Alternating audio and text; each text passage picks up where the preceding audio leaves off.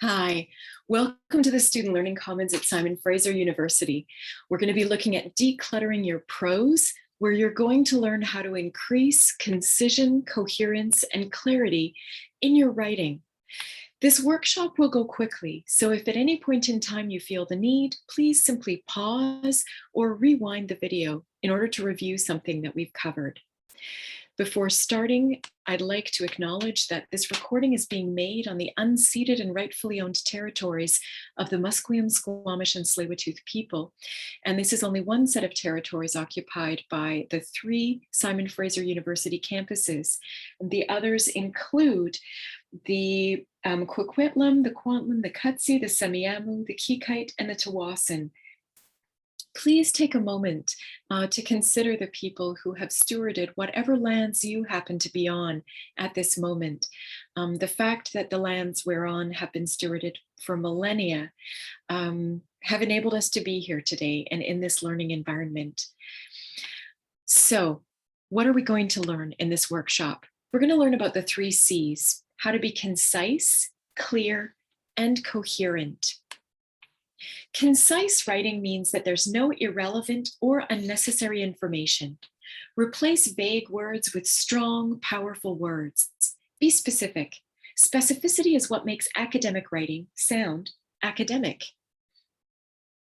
And remember that writers will often try to fill sentences with weak or unnecessary words that can be deleted or replaced. And I don't know why it is that we do this, but this is something that we do often to bulk up our sentences and our paragraphs.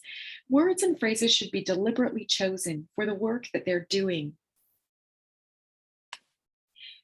Here's an example for concision.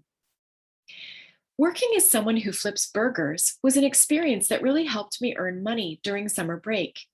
That is 18 words. Look at the next example of 9 words only, which is much more concise. Working as a burger flipper was a lucrative experience. 9 words. So, especially if you're someone like me who finds themselves over their word limits, you'll want to be working on concision.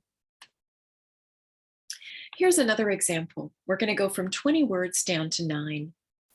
Our website has made available many of the things you can use for making a decision on the best dentist. Try this one. Our website presents criteria for determining the best dentist. 9 words. Okay, and there are a number of ways that you could have reduced that 20-word sentence to make it more concise. So these are just some examples of how to do that. You'll find your own as you revise your own writing. Try to avoid nominalizations. And nominalizations are verbs or adjectives that are turned into a noun. Have a look at the left-hand side with nominalizations and how we can simply use verbs on the right-hand side. The requirement of could simply be require. The expression of, express. The imposition of, impose. The resemblance to, resemble. A loss of, lose. Make sure that you're looking at the phrasing and seeing if you can actually use a strong verb instead of a multi-word phrase. Try to avoid subjects that are long strings of nominalizations and other forms. So take a look at the following example. The discussion of the group was about how to surprise the girl with the birthday without her knowing. Oh my goodness. So that identification that the verb is really hard to follow is absolutely true there. Let's look at what happens when we make it more concise. The subject, going to a verb that is easy to follow. So the verb comes right after the subject. It's not a long string. The group, the subject, verb, discussed. The group discussed how to plan the surprise party. So much clearer, okay? So often when we work on concision, we're also increasing clarity. Here's another example. We're going to go from 17 words down to 11. The removal of waste and the prevention of germ formation will improve both air and water quality. 17 words. Okay, I'm sure you've already seen some of the terms that we shouldn't be using, where we could just simply use shorter expressions or stronger verbs. Removing waste and preventing germ formation improves air and water quality. 11 words. Try to avoid talkie verbs. Now, talkie verbs are verbs that pretend to say things, but they're not being very specific. And they might be able to be used in different contexts as well. So they're not necessarily clear. Some examples here are be, bring, carry, come, deal, do, drive, face, feel, find, get, go, grow, have, etc. You can look at the rest of them. Some of these verbs are great, and some of them are excellent in very specific contexts, but make sure that verbs like get are actually doing the job that you intended them to do. Or verbs like make. For example, if I say to you, hey, yesterday I made $100, what am I actually saying? Am I saying that I fabricated, that I crafted on my home printer $100 bill? Or am I saying that I earned $100? So make sure that you're using verbs that say what you really want them to mean. And this is an example using exactly that verb. Yesterday, Joe made $300. Is Joe a forger? Did he counterfeit the $300? Maybe he works at the mint and he actually prints the money. Or he worked overtime and earned it.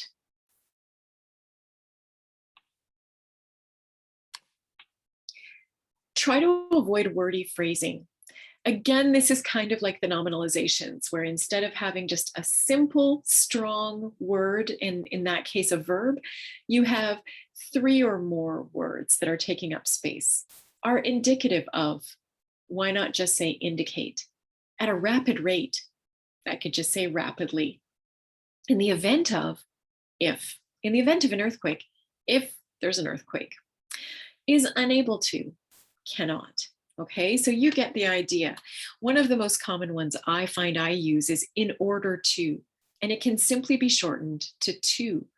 But years ago when I was learning academic writing, people said, oh, in order to sounds so much better, more professional. But actually, it's just a way of being wordy in our writing. Try to avoid filler words, kind of, type of, basically, really, for all intents and purposes, definitely, generally, actually. So notice that these don't really say anything specific. If a word is not adding meaning to a sentence, take it out. Your reader will understand better and more quickly if you avoid the filler words. They'll thank you. Try to simplify filler expressions. Have a look at these ones. All of them can be replaced with because. Now, I've had students say to me, but because sounds so normal, doesn't really sound very academic. Yep, that might be true, but it's clear. And clear is really good in academia. I don't like reading an academic paper and feeling confused. I also don't like the amount of time it takes me to read 3 or 5 words instead of 1. So let's have a look at the reason for, due to the fact that, considering the fact that, let's just say because.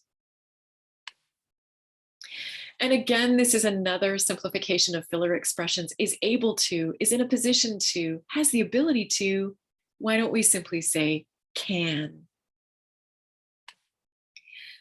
Try to avoid overly general language. And we already went through that with some of the filler expressions. They're just general.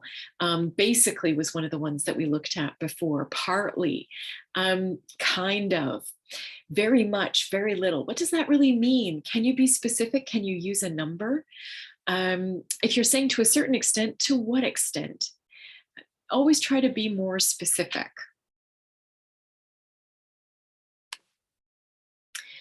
Avoid intensifiers. If you're using an intensifier that is ratcheting up the level to which this is important, it's very important, it often means that we haven't somehow conveyed the importance to our readers in the proof that we're offering or in our explanations. And so that's a real danger signal. I find that in my own writing where I have intensifiers, I actually need to be more persuasive in the way that I'm talking to my reader and explaining what I've learned. So very severely, extremely, strongly have very little meaning. Find instead the word that means the same as your intensifier or your verb. Now, I would also caution here that cacophonous and egregious, depending on your audience, if these are words that you think your general audience won't necessarily know or they might confuse, then find another way of saying this. But often intensifiers are a danger signal that something else is wrong with the writing. I love this suggestion from Mark Twain that if you substitute damn every time you're inclined to write very, your editor will delete it and your writing will be just as it should be. I would challenge you to try that as you revise your writing if you use the word very frequently. Try to avoid the passive voice. So in a sentence using passive voice, the subject is acted upon and he, she, or it receives or they receive the action expressed by the verb. This is much harder for our human brains to understand than if we go subject acting on verb. Okay, so passive voice reverses that and makes it more complicated to understand. Some forms of academic writing require this, but most departments and disciplines are moving away from this because we'd much rather that people understand the writing than that we use the passive voice. Sometimes the passive voice has been seen as kind of more neutral, more authoritative, but again, it seems like most disciplines are moving away from the passive voice and moving towards the active. So let's have a look at this. The passive voice. The cake was eaten by Ben. Why can't we say actively, Ben ate the cake? Notice here we're achieving a number of things. We are being more concise. We're also being clearer. We've moved from 6 words to 4. Our readers are going to understand more quickly what we meant to say, and it's going to be clearer. The passive voice expressions contain a form of the verb be, such as, am, is, are, were, are, or been. And they may also include by the phrase after the verb. So one of the ways that you can test to see if you've accidentally used the passive is by substituting zombies. So if you can replace the object of your sentence, so right after your verb, if you can replace it and say by zombies, then you definitely have a passive form. So let's try this out. The town was invaded, that's the verb, by zombies. It works, that's a passive sentence. You can make it active by saying zombies invaded the town, okay? So the zombie test is really useful. The cake was eaten by zombies, passive. Let's try the active version. Zombies ate the cake, or Ben ate the cake. The university was founded by Simon Fraser. That's passive. Let's flip it around and make it active. Simon Fraser founded the university. Okay, do the zombie test to find out if you have a passive form. Make it active unless your instructor has specifically asked for you to use the passive form, which is not very common anymore. Okay, by zombies. Okay, avoid redundancy. We bought the same exact thing. Well, here's the problem. Same and exact mean the same thing. So you can simply say we bought the same thing or we bought the exact thing. I would just say same. She's writing the biography of her life. Well, guess what, guys? A biography is a story of somebody's life. So she's either writing the story of her life or she's writing her biography. You can shorten those by being less redundant. She got a free gift from the store. Well, aren't all gifts free? She got a gift from the store. Or you could be more specific. She got a free whatever it was that she got from the store. Okay. Reduce clauses to phrases and phrases to single words. So just work on reducing wherever you can, and then test it to see if the reduction that you've created means the same thing that you originally started with. And if you basically have the same sentence and the meaning hasn't been damaged and you've been able to reduce words, fantastic. The University of Delaware, which was founded in 1743, is one of the oldest universities in the US. Well, why not try one of these two versions? The University of Delaware, founded in 1743, is one of the oldest universities in the US. You can get a little bit fancier and mix things up, switch them around. Why not start with founded? Founded in 1743, the University of Delaware is one of the oldest universities in the US. So when we're looking at coherent writing, all the ideas should be related. They need to be united through your writing. And this can take two forms. Your paragraphs will be units that are united together, and your sentences will be cohesive units that also hold up well together. So coherence in writing is the logical bridge between words, sentences, and paragraphs. Coherent writing uses devices to connect ideas within each sentence and paragraph, and all the ideas in a paragraph flow smoothly from one sentence to the next sentence with logical organization. This does not happen in a first draft, and often not even in a second draft. So make sure that you're not expecting this kind of polished, coherent writing in one of your early drafts. This is something that we do as we revise. So sentence cohesion can be helped along by the use of transitions. And transitions can be conjunctions or conjunctive adverbs to link sentences with logical relationships. So here's an example. The lab is available. However, the supplies I need for the experiment haven't arrived. Some people might write those as two separate sentences that are not linked by a conjunction, and then they'd have to explain it using a third sentence. But here you've been able to link them together using however. Notice also something that we do when we use however as a linking word that joins two sentences or two complete units together. There's a semicolon in front of it and a comma after it. Please do come see us at the Student Learning Commons if you'd like to learn more about how to use semicolons correctly. We'd be more than happy to help you learn.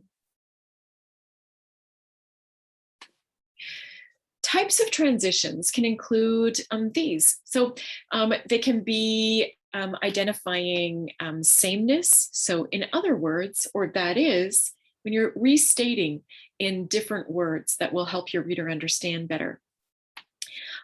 We also can use opposition or contrast, but yet, however, nevertheless, although. We can add things or show continuity or continuation. Also, furthermore, moreover, similarly, or we can show cause and effect. Therefore, consequently, because we can show some indefinites like indeed, in fact, now, or we can concede, admittedly, of course, it has been claimed. Or we can exemplify, offering an example. For example, for instance, to illustrate. Sentence cohesion can also be achieved with enumeration. Okay, so these are markers that highlight connections between ideas, and they also really help strengthen parallelism. So let's look at the format here. Working out, eating well, and avoiding stress can help treat cardiovascular disease. And again, notice that we've got gerund, gerund. So the ing thing is a gerund. Let's have a look at the parallelism, repeating a sentence structure. And this is happening again. Having fun is as important as working hard. Having fun, working hard. The human brain finds this really lulling in English, and so this phrasing helps increase flow as well as cohesion. And collocations are commonly paired words. He went to great lengths to explain the situation. Paragraph cohesion can be achieved, first of all, by having a really strong topic sentence. And the topic sentence is going to signal the main ideas that you're going to explain to your reader in the body of your paragraph. So the body of the paragraph contains sentences that elaborate on the topic sentence and maintain the same focus as the topic sentence. If you find that this isn't happening, it's possible that you need to move some material into another paragraph. The paragraph concludes with a final summarizing sentence. And there you have your package. You've got topic sentence, body that matches your topic sentence, and a paragraph that concludes with a final summarizing sentence that matches the topic, what you said you'd tell your reader in that paragraph. Paragraph structure helps us organize sentences. So normally you're moving from the general to the particular, and then maybe back again to from the particular to the general, or you might be comparing and contrasting. You might be presenting a problem and then moving towards a solution. Maybe you're choosing a cause and moving to an effect within that paragraph. You might be analyzing a process and taking your reader through this step by step. And you might be going in chronological order. Whatever it is that you're choosing, have a look at your paragraphs as you're revising to see if they're logically structured for your reader. That will make it more cohesive. So unified and coherent paragraphs, in order to achieve these are some questions you want to ask yourself. What is the main point that I'm trying to convey to my reader here? And that should be your topic sentence. I find that in my own writing, in my first drafts, I often bury my topic sentence near the end of the paragraph. And so as I revise, I'm looking for that. Did I bury my topic sentence somewhere that it needs to be brought up to the front of the paragraph, to the very top? So have a look at your own paragraphs and see where you place your topic sentences or what it is that you do with them. Does every sentence in your paragraph clearly relate to the idea in your topic sentence? These are things to consider as you revise. Okay, so you could try. Normally we'd have an example paragraph or handout, and you could try to identify the topic sentence, at least one transitional phrase. You could identify one place that the paragraph clearly references a part of the claim in the topic sentence, how the paragraph concludes or wraps up the idea presented in the topic sentence. These are things that you can do with any piece of writing. So this is something that you might want to screenshot. And as you're going through and doing your readings, have a look to see what is the quality of the writing that you're reading that other people have published. So remember, you want to be concise, to be clear, and to be coherent. Clarity is really a key part of writing. If it's not clear to you, it's not going to be clear to your reader. And if it's clear to you and only to some of your readers, then you're not reaching as wide an audience as you could. Remember that clear writing is a way of presenting information so that it's easy for everyone to read and understand. Clear writing considers how the material looks and also what it says. It helps prevent misunderstandings between you and your reader. And that's when you avoid jargon, vocabulary that might be too complex, complicated, or overly technical terms that your reader doesn't really need to know. Come and see us at the Student Learning Commons. Don't be afraid to book a writing consultation. You can book 30 minutes or 60 minutes, and you can access those in person on our different campuses or virtually. You can attend one of our workshops, and if you want to know more about those, please reach out and contact our front desk to get a schedule. Take care and happy writing.